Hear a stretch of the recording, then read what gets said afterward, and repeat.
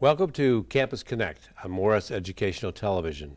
I'm Ed.D, President of the County College of Morris.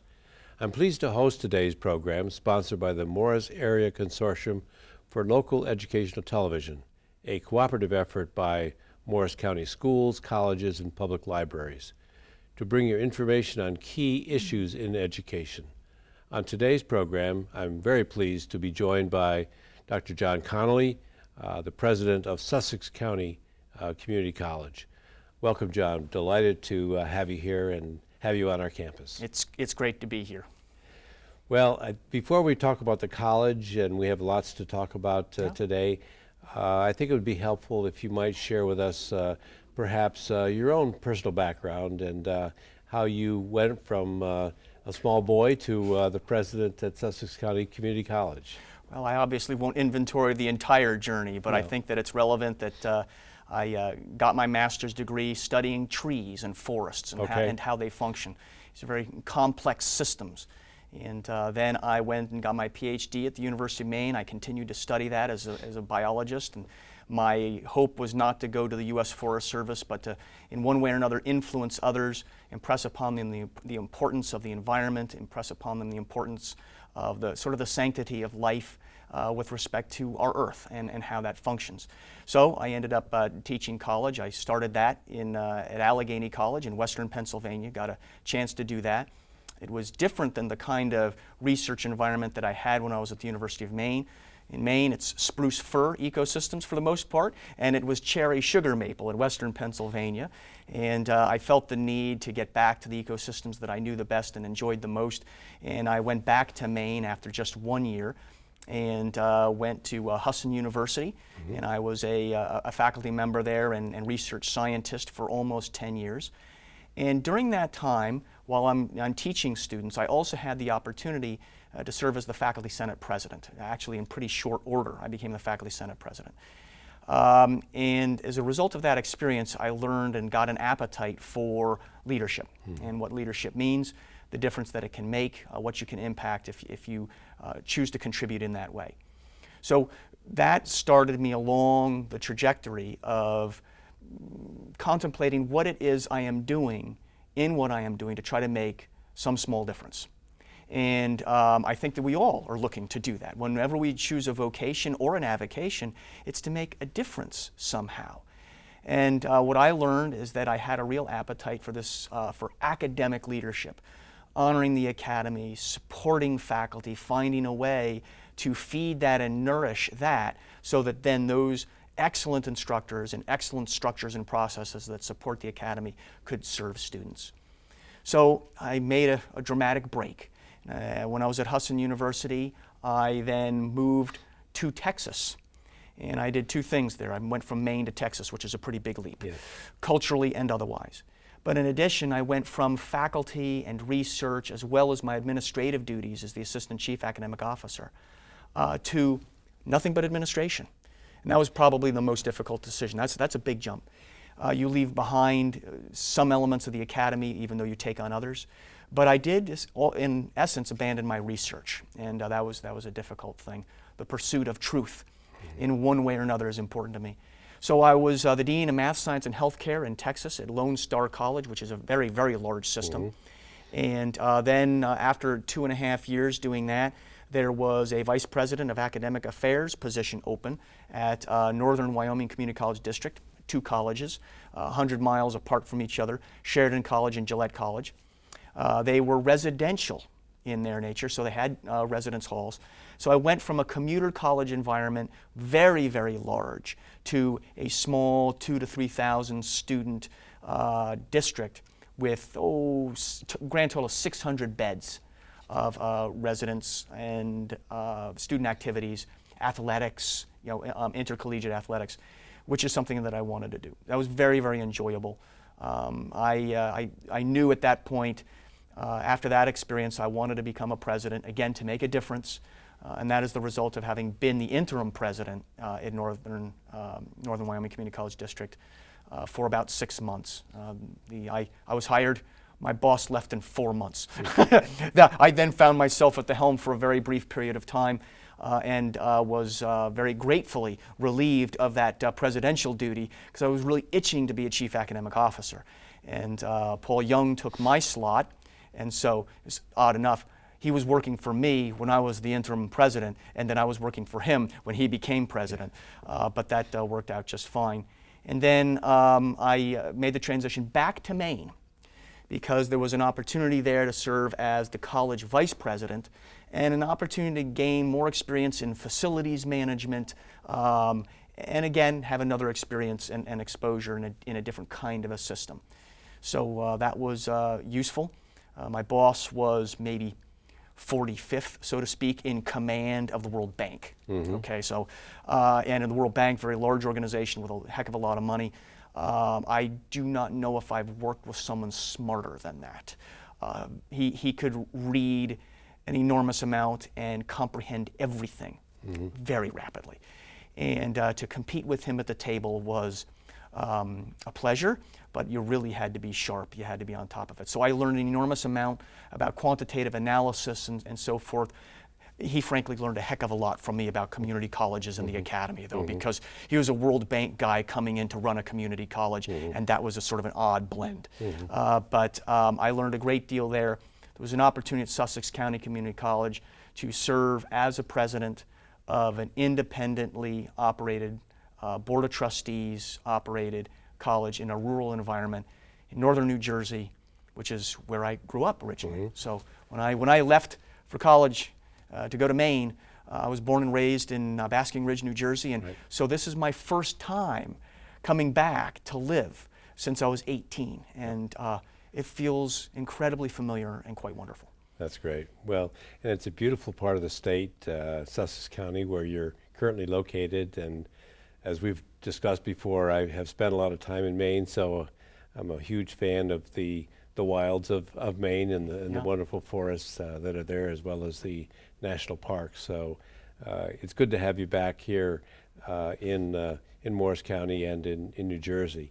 And the system in the state of Maine is a little different than our system here. Yes, it is. And in a minute or so, perhaps you could summarize that difference. Sure. Of course, all my experiences have taken me to different places, but most immediately, state of Maine. We in the state of New Jersey have this thing called coordinated autonomy that is often discussed, mentioned, and advocated for. They have a different system. They have 7 community colleges in the state of Maine, and they call it a federalist system. Okay. There is one president of the system, and he serves that board of trustees. And there's only one board of trustees and one president of the system. There are then campus presidents, and really they function as campus administrators. There's really only one president, and then there are campus administrators. And that means that the independent local control of those colleges is kind of an odd mix. In a federalist fashion, they believe that they are delivering the local goods for the needs of that location. But there's so many requirements that come from Augusta about how things can work, that those constraints are more of a challenge. In the state of New Jersey, it is a preferable situation in this sense, and that is that each community college really has the potential to determine its own destiny in so many ways. And it has support from the state of New Jersey. That support is less than what is provided for in the state of Maine. But in the state of Maine, there are other requirements that make it more difficult. For example, I do not know if it works for you folks, if you've got budgets at the County College of Morris that allow you to, if there were to be surpluses, that you could set those aside, you could roll those over into the following year and so forth. You cannot do that in the state of Maine. Every year is a brand new year, and it has to be to the penny. And that leaves you very little latitude when you're trying to manage a complicated system. So again, if colleges are ecosystems, okay, and it's black boxes where there's influx and efflux of students, of revenue, of resources, whatever it might be, you know that you have to have buffers in your system. In the state of Maine, there are no buffers. In New Jersey, there are. Well, fascinating difference, and happy to share it with our audience. When we return from our break, we'll talk a little bit more in depth about Sussex County Community College, its past, present, and future. Please stay with us. Not all County College of Morris students look like me. Some look like me. Or me. Or me. Or me. We all come to CCM at different stages of life. And for different reasons. I plan to transfer to a university. I'm training for a new career as a nurse. But we all know one thing. CCM is where we want to be. So check out the website. Check out the website. Check out the website. And let CCM connect learning and your life.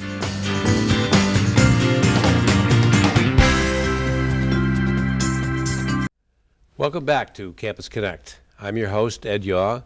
Today we're talking about higher education here in Northwest New Jersey with Sussex County Community College President John Connolly. Thanks very much again. So, as we suggested, we might want to talk a little bit about Sussex County Community College and its beginnings and what you know about its past and what your vision is for the future. So if we might start that conversation, that would be great. Sure. Well, Sussex County Community College is about 25 years in the making, which for those folks who've been there as personnel from the beginning, it's been their entire lives. It's been a lifetime of service and so forth.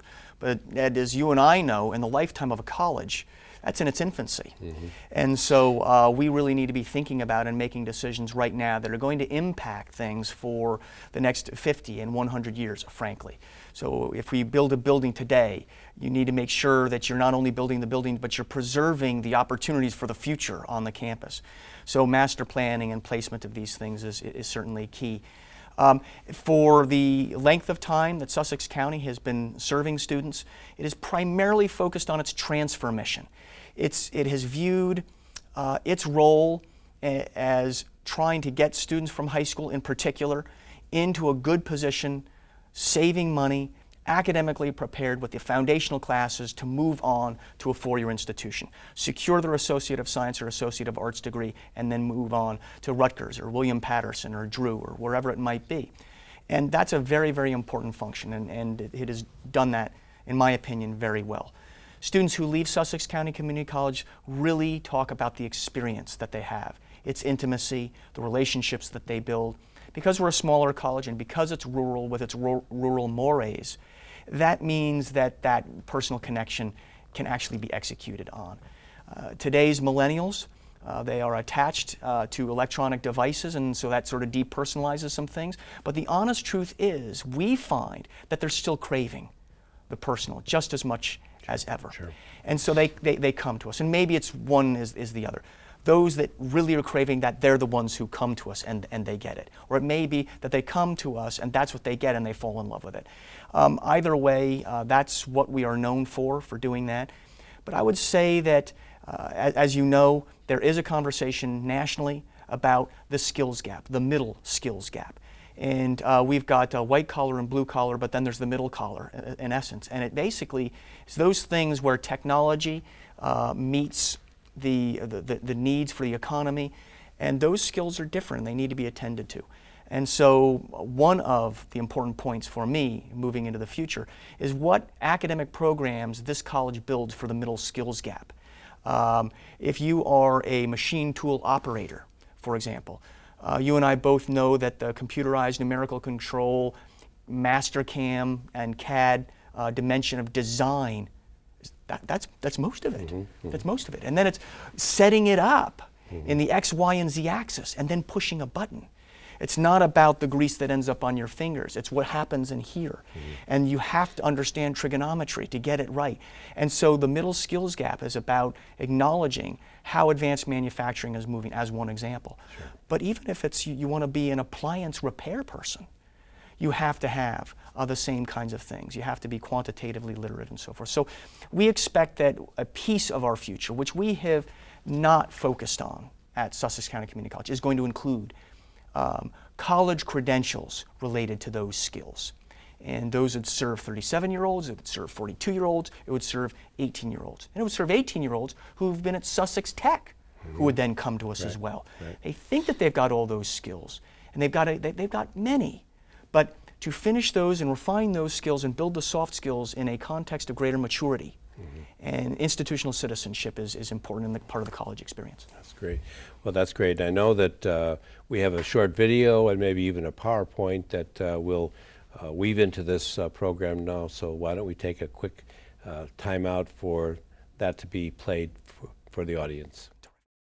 I came to Sussex County Community College because I knew it was the right place to go. Whatever it is you're passionate about, there's going to be someone on campus who will be able to help you, be it a professor, be it someone in counseling. The professors expect a lot out of you. Your classes are just as hard as going away to a university, and you really have to push yourself to do your best. SCCC really provided me the opportunity to find out what I really wanted to do. SCCC gave me the chance to find my passion in what I want to do with my future career. Come in today to register for the fall sessions. So let's continue our conversation.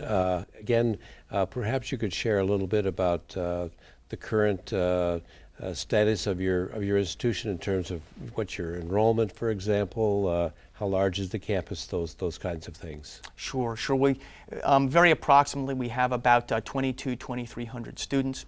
And what's interesting, I did ask a question. It was about 6 or 8 weeks ago of our institutional effectiveness officer.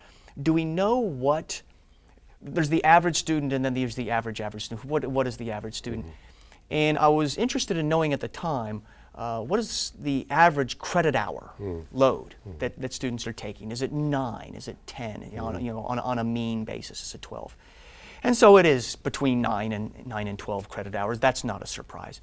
But what did surprise me was what was the mode. What is the most frequently occurring? And it's 3 credit hours. So the number of students that we have who are coming just to take one class at a time is much higher than I expected it to be, because our demographic really is about 18, 19, and 20-year-olds. Sure. And I would expect that if our average age was 32 or 33. Now, nationwide, the average age of a community college student is 26 to 28 years old. And we're a little bit younger than that, and I would have expected that if we were along the national average or 30 years old, that I would see the mode being 3 credit hours. But this sort of came as a surprise to me, and I think that compositionally, we really do need to know more about the kinds of students that we have. They're taking 3 credit hours. Why? Is it the obvious explanation, they're just coming to tinker around and take a particular class? Or is it they really are pursuing a degree? And they're doing it one class at a time. And you and I both know that's a setup for failure. And that takes a long time. And that takes a long time, and it's a setup for failure. And so we really need to get at those things. And I've only been at the institution for 5.5 months, so you'll have to forgive me about the depth of my knowledge in particular areas. But that sort of provides an overview. But that's an important insight that you've already gained and will I'm sure have an impact on your planning for the future. Certainly will. And certainly all of us have tremendous concerns about student success and getting as many people as possible to the finish line to earn their associate's degree. So you will have a special challenge in that regard. So when Campus Connect returns, we'll talk about the relationship between CCM and Sussex. Don't go away. My grandfather served in World War II. Spending time with him were the best memories of my life. I became a physician at VA because of my grandfather, so I can help others like him. I can't imagine working with better doctors or a more dedicated staff. I'm fulfilling my life's mission with the help of my team and thanks to these veterans. I'm proud to be a doctor at VA and proud to honor my grandfather every day. Search VA Careers to find out more. Welcome back to Campus Connect. Once again, I'm your host, Ed D, and we've been speaking with Sussex County Community College President John Connolly. Thank you very much again, John, for being here today. In this segment, we want to talk about the relationship between CCM and Sussex, which goes back quite a ways. In fact, when I first came to the college, believe it or not, back in 1980, there was no community college in Sussex County or in Warren County for that matter. And any students from those two counties that wanted to take advantage of a community college experience were basically forced to come here. So we had lots of students from both Sussex and Warren counties here at CCM. In fact, in 1982, I think we reached our peak enrollment of 12,000 students, which was large part was related to the students here from other counties, including Sussex and Warren. So then, of course, the commission was investigated, and with the Department of Higher Education, which no longer exists either. Right. But it's been a very interesting history that we've had together. So I'm not sure what your interest or experience has been with that knowledge, but it's something that's been very important, certainly to us. Right, right. So do you have any thoughts about ways in which we have or might be able to work together in the future? Well, what I would say is that there's when I was in Wyoming, we had what was known as a team lead through the state of Wyoming, working with all of the colleges. And the colleges in Wyoming, it's really, really an interesting thing. It's completely understandable. The kids in Casper, they didn't want to go to the Casper College, so they go to Sheridan. The kids in Sheridan, they didn't want to go to Sheridan, so they'd go to Gillette. The kids in Gillette, they didn't want to go to the Gillette College, so they'd go to Riverton. So we had all of these populations going to other colleges instead of going locally because they wanted a college experience. Right. And there's only one university, and that's the University of Wyoming. And yet at the same time, if you lose your own students in your own county, you feel as if it's, it's a loss. Right. And enrollment matters because enrollment is revenue. And so the collaboration and cooperation and competition all simultaneously, our team lead called it co-opetition. And I would say that it's fair to say that to be real and realistic about things is that the partnership that we have is one like a Venn diagram where the domains of the populations that we are trying to serve, our purpose is the same. And that is to change human lives in a unique way. Students that we serve may end up at Rutgers, or they may just finish here and they'll be doing something else. We provide an avenue for many things. A graduate student at Stanford once called community colleges the Swiss Army knife of higher education. And we really are doing an awful lot. But it's all towards that larger goal and that larger mission, and we're on the same path. So those domains, though, because of the geography and some other things, overlap some.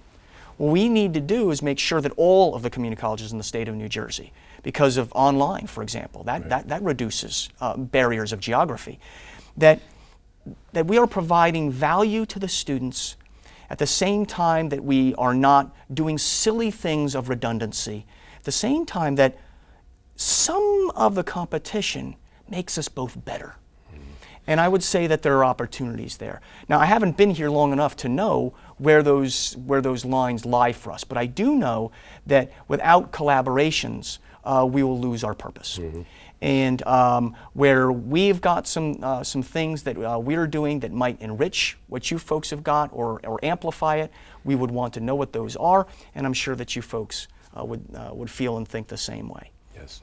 That's absolutely true, and as I said earlier, we still get a fair number of students coming here from Sussex, Warren, Passaic, and Essex County. Communities that border Morris County come here. Of course, we don't have dorms.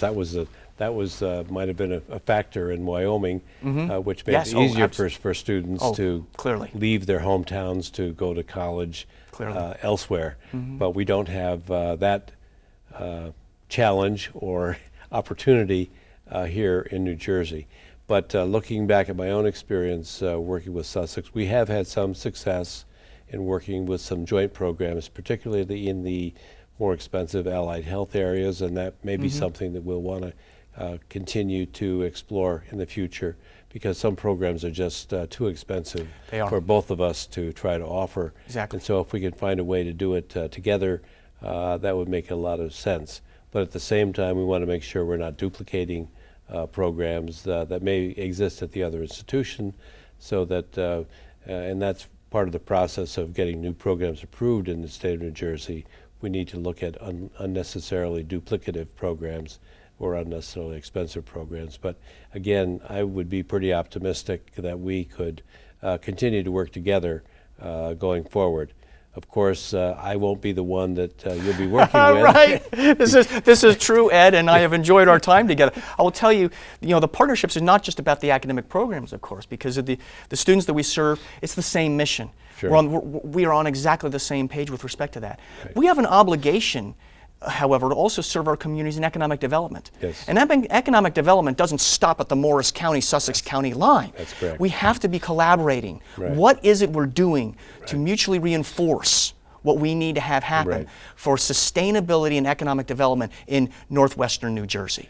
And that's just down the middle of collaboration and partnership. But that's an excellent point as well, because our workforce doesn't honor those borders per se, because many people who work in Sussex County work in Morris County, and vice versa. That's right. Or maybe in between someplace, and certainly the Picatinny Arsenal is a good example, because there are lots of people from both of our counties that work there. So again, an important resource for all of us to be aware of and work very hard to continue to serve the needs for economic development of companies that are in both of our counties. Right. So glad to hear you say that, and I'm sure you'll look forward to working with Tony Iacono, who will be our new president effective September 1st. And I've gotten to meet him, and I'm sure that the two of you will get along very well together. Well, so look forward to that. Terrific recommendation. That wraps up this edition of Campus Connect. Thank you, John, for joining me here at County College of Morris on today's program. For more information about Sussex County Community College, visit them at sussex.edu. And for more information about the County College of Morris, we welcome you to visit us at ccm.edu. I'd like to know your thoughts about today's program and ask you to share your comments and thoughts with me. You can write to me, Ed.D, at County College of Morris, 214 Center Grove Road, Randolph, New Jersey, 07869, or email me at eyaw@ccm.edu. Thanks again for tuning in. I'm Ed Yaw, and we'll see you next time on Campus Connect on Morris Educational Television.